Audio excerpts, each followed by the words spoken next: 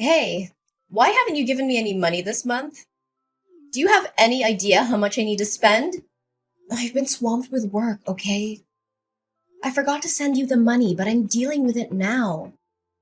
Remember that in just 2 months, I'll be completely out of debt. You don't have to keep reminding me of that, do you? Do you think I enjoy being stuck with a useless person like you? You're beyond ungrateful. How dare you insinuate that I wasted my time giving birth to you and raising you just so you could be successful today? Enough! Stop with the sarcasm. Anyone who overhears your words would think you actually love me. You think you're clever, huh? You even had the audacity to teach me about life. But guess what? I need another $5,000 this month. $5,000? For what exactly? This month I want to buy your brother some new shoes and clothes to prepare him for work. And I also want to provide him with proper nourishment so he can keep his strength up while job hunting. He's been feeling down and losing weight because he can't find a job. I can't stand seeing him like this. And how is that my problem? Didn't we agree that I'd give you $10,000 every month until it adds up to $200,000 as a thank you for giving birth to me? After that, we'd cut ties and never bother each other again. I'm not obliged to give you more money to support him. Besides, isn't he just unemployed because he dreams of being a manager or department head rather than taking any job available? How can you say such heartless things? He's your brother, your flesh and blood. He has a decent university degree and he's an extremely talented and capable person. How could he settle for some low-level employee position when he's treated as an errand boy? He deserves more than some menial job where he's treated like a servant. Huh? Don't think that your little amount of money gives you the right to say whatever you want about my son. Whatever you want, but I won't give you any extra money. Oh, hold on. I've thought about it again. $200,000 is probably not enough to compensate for my love, effort, and sacrifices in raising you. Moreover, my son is about to get married. If he doesn't have a car or a house, society will look down on him. So before you cut ties with us, you better buy your brother an expensive car and a fancy house. Otherwise, don't even think about escaping from me. What? That was never part of our agreement, and you know it. Well, I've been thinking. Aren't you the manager of a prestigious company? With your high salary, it shouldn't be a problem at all. Just a few more years and you'll be able to fulfill this obligation, won't you? That's not the point. You clearly understand that I have no responsibility or obligation to cater to your son's life. If it weren't for my father's dying wish, instructing me to take care of you and your brother until he can stand on his own, I would have cut ties with you a long time ago, Kimberly. You're such a heartless monster of a child. How could you prioritize the words of a dead man over mine? The one who raised you? Because he treated me fairly, unlike you. So what about your poor dead father, leaving me to work tirelessly to provide for you and your brother? And now you treat me like a burden. Kim, don't you feel any shame when you claim to have taken care of me? Have you ever treated me to a decent meal or shown me the love a mother should? No, you treated me like a servant. Don't forget how cruelly you treated me. Ugh, why bring up the past? I did what I did to toughen you up, to teach you how to survive in this world. It was all for your own good. Haven't you always listened to your father? Then obey his wish. Give me money, take care of us, and provide for my son and me for the rest of our lives. Dad said, until your brother comes of age. He's already 25 years old now. When will he finally grow up and take responsibility for himself? I don't care about that. You're my daughter, and you will do as I say. You will take care of my son and help him live a comfortable life.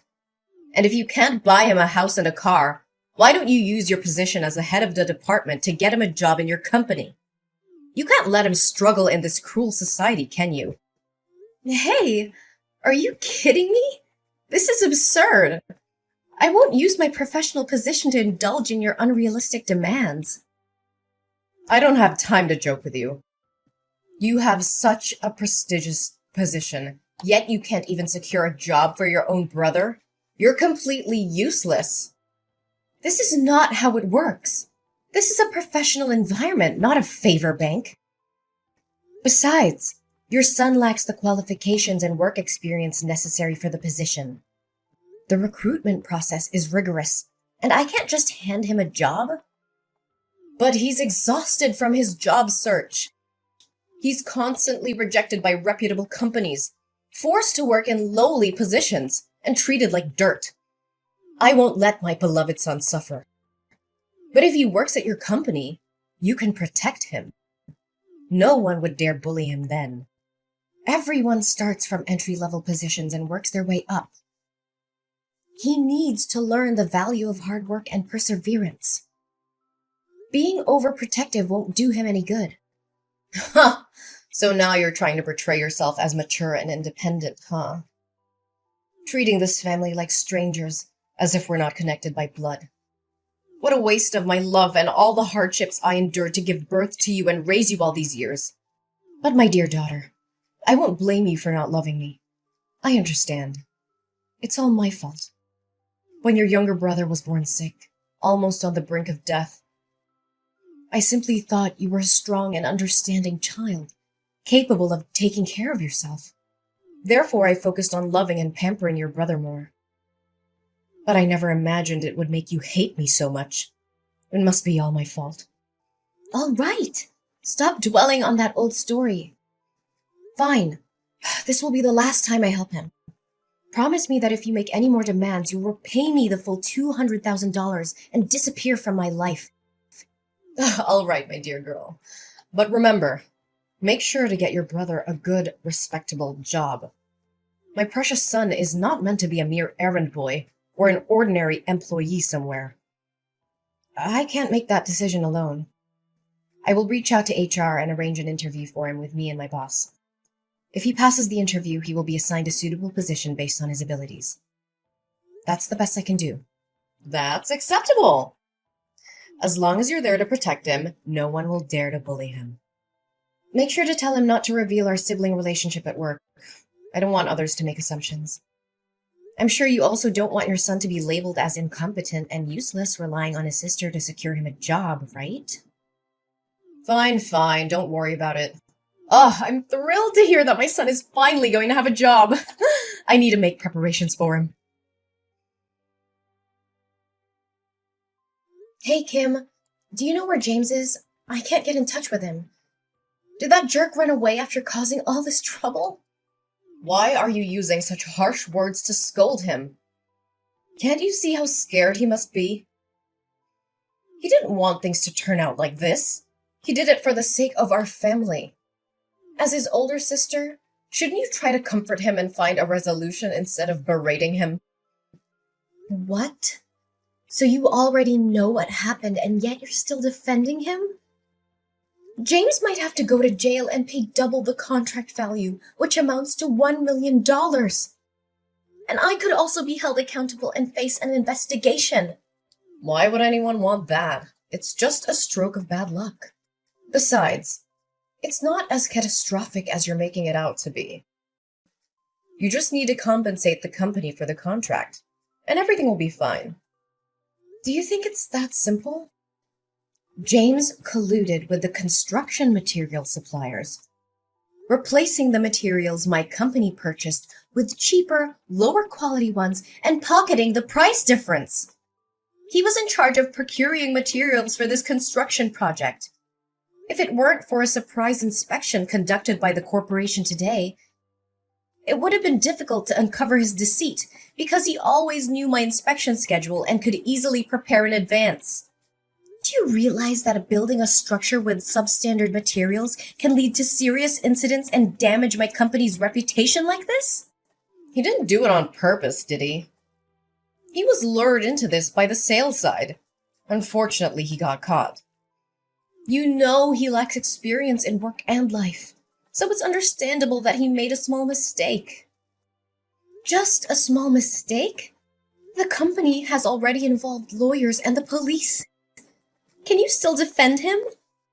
Do you realize that this could result in up to 10 years of imprisonment? The police are already investigating, and James won't be able to escape the consequences.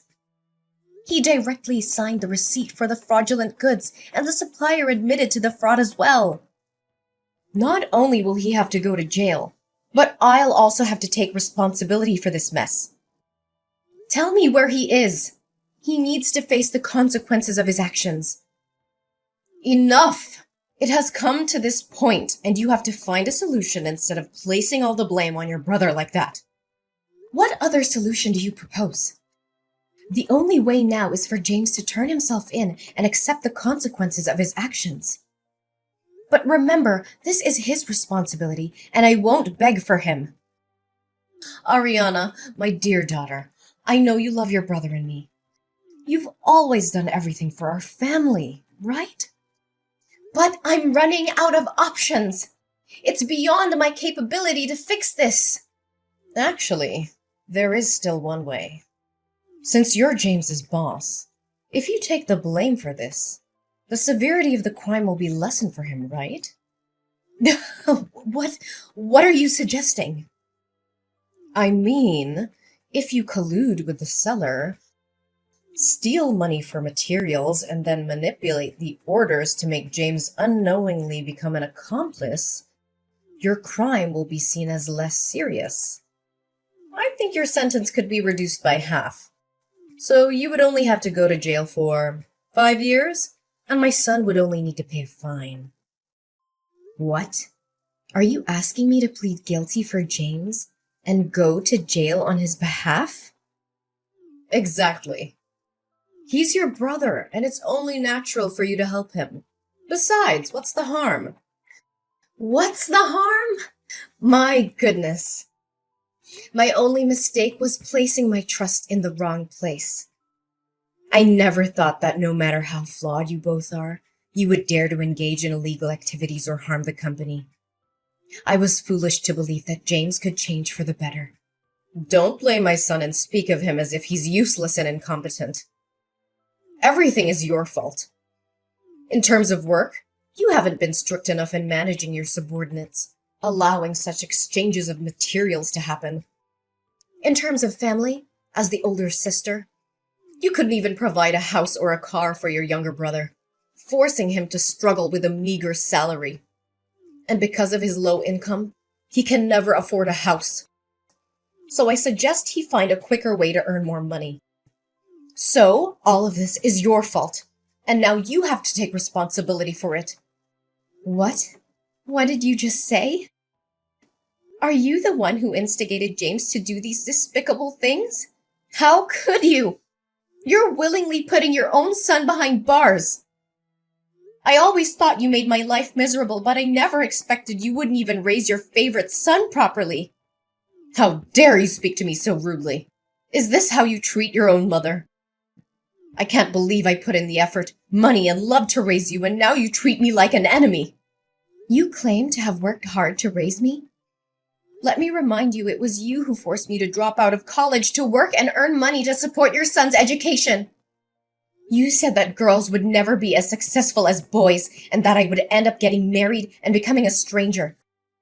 So there was no need for further education. Do you remember how I had to beg and plead with you to let me continue my studies and take up part-time jobs in the afternoons? And even night shifts, just to pay for my own education and support your son? And whose fault was that? It was your father who said you should take care of us instead of him, right? You're such a weirdo. Why do you listen to him more than me?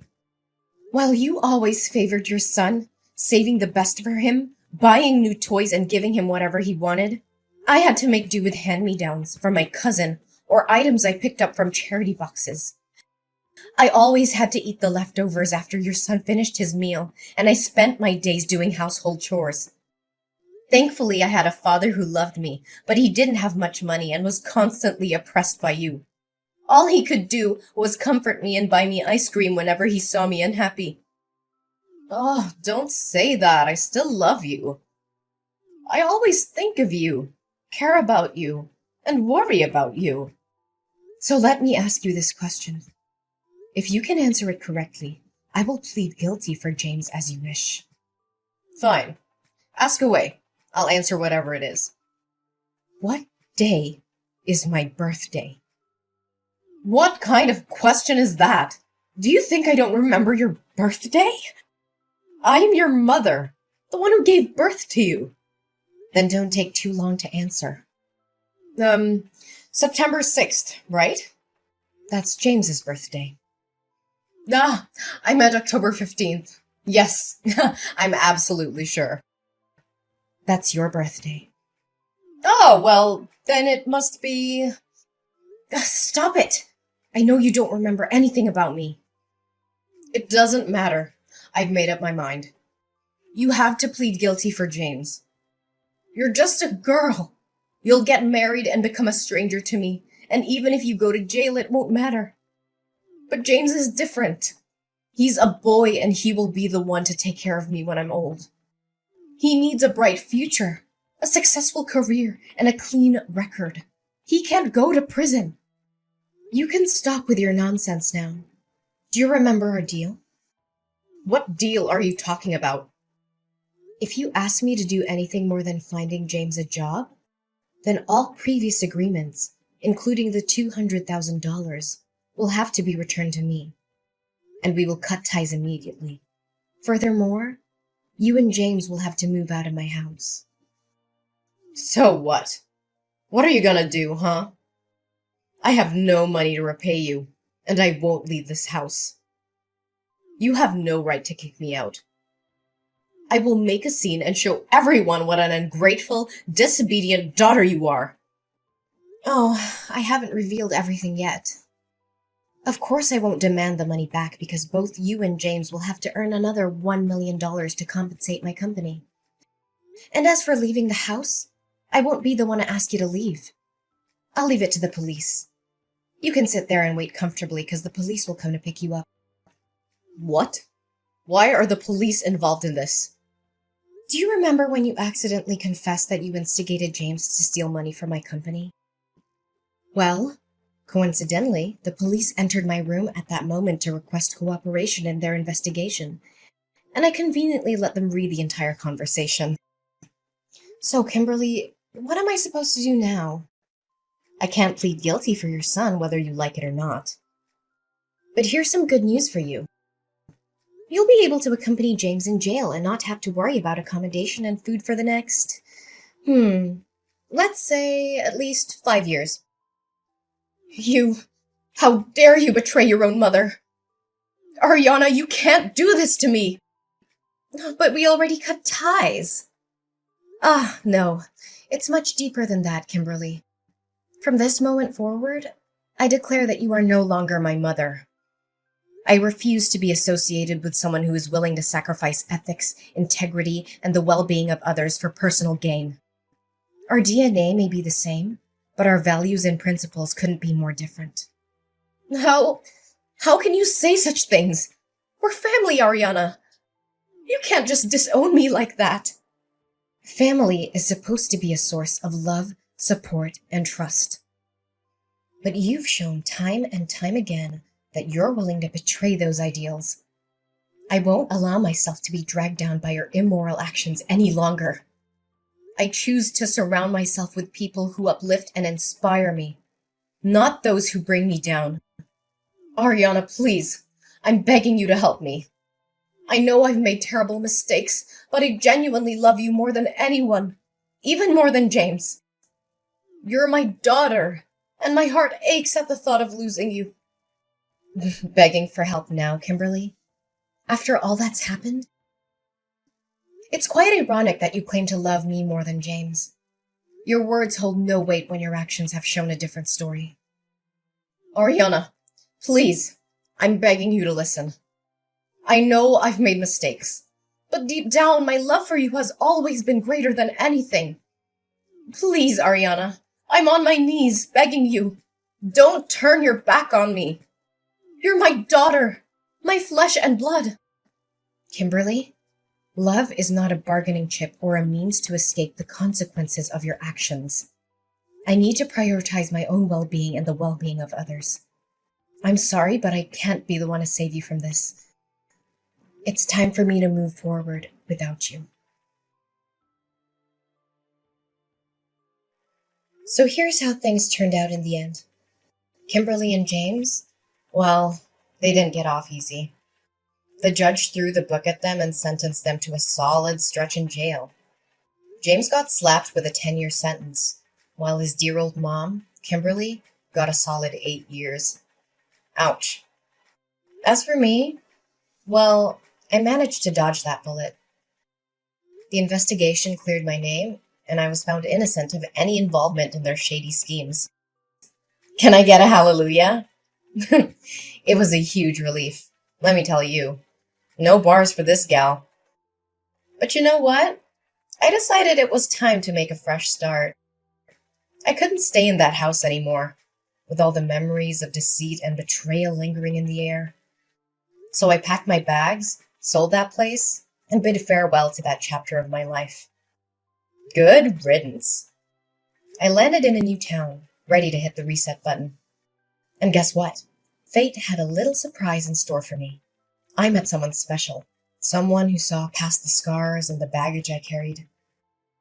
They loved me for me, flaws and all. Talk about a breath of fresh air. Together, we embarked on this crazy journey called life. We laughed, we cried, and we built something beautiful. It's amazing what can happen when you let go of the past and open yourself up to new possibilities. Love found its way into my heart, and I couldn't be happier. So here I am, sipping my coffee and reflecting on how life can throw curveballs at you. But hey, I made it through. I'm stronger, wiser, and surrounded by love. The darkness may have tried to bring me down, but I emerged victorious, ready to embrace the future with open arms. Here's to new beginnings and writing our own happy endings. Cheers!